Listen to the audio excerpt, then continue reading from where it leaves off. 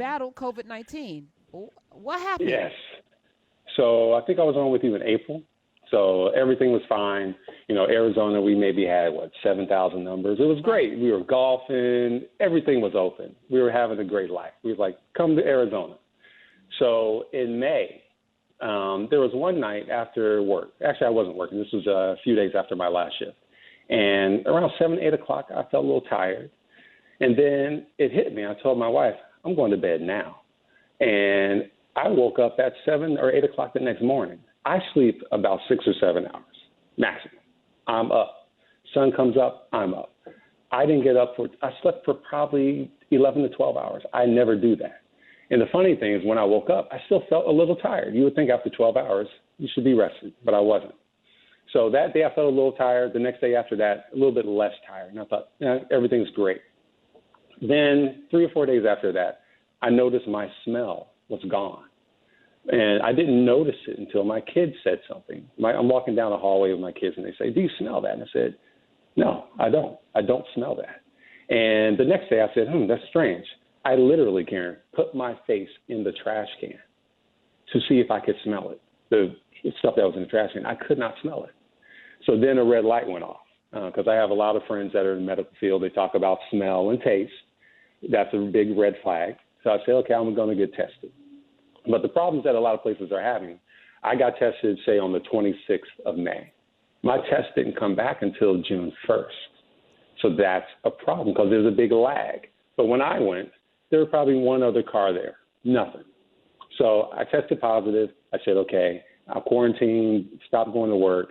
But then I needed to have a negative test to go back to work. I go back to get tested. There's cars everywhere. Everyone's getting tested. But thankfully, they got it back within a day. And guess what? I was still positive. So I was still shedding virus. So even though I felt fine, CDC has these guidelines about, if you're 3 or 4 days after your last symptom, think about it. I never had a fever. I never had chills. I still went to play golf. I was running, swimming, hiking. I was doing all these things, and I'm still COVID positive. I had that one day where I felt fatigued. So you have to get tested.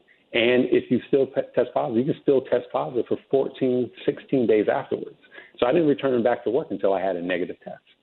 Now, what about your household? I missed a few days of work.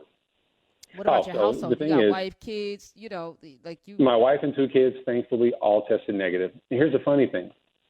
None of my contacts tested positive, not one.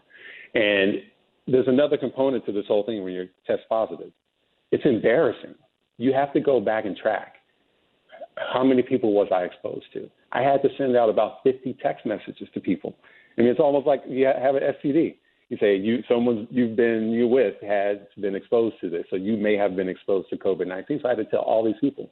None of them had COVID-19. So, but I do work at a hospital, and patients come through. We've had positive patients, so that's the only way I can think about it. I was diligent with my mask, and I heard a caller earlier talking about not wearing a mask because it's uncomfortable.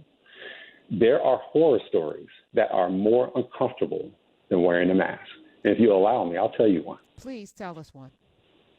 I know of a person who got COVID-19 and couldn't go to work. He got it from his father. His father got it from a coworker. They're burying the mother this week because she also got it, and she was compromised. That's uncomfortable. So don't worry about wearing your mask and it not fitting or feeling uncomfortable.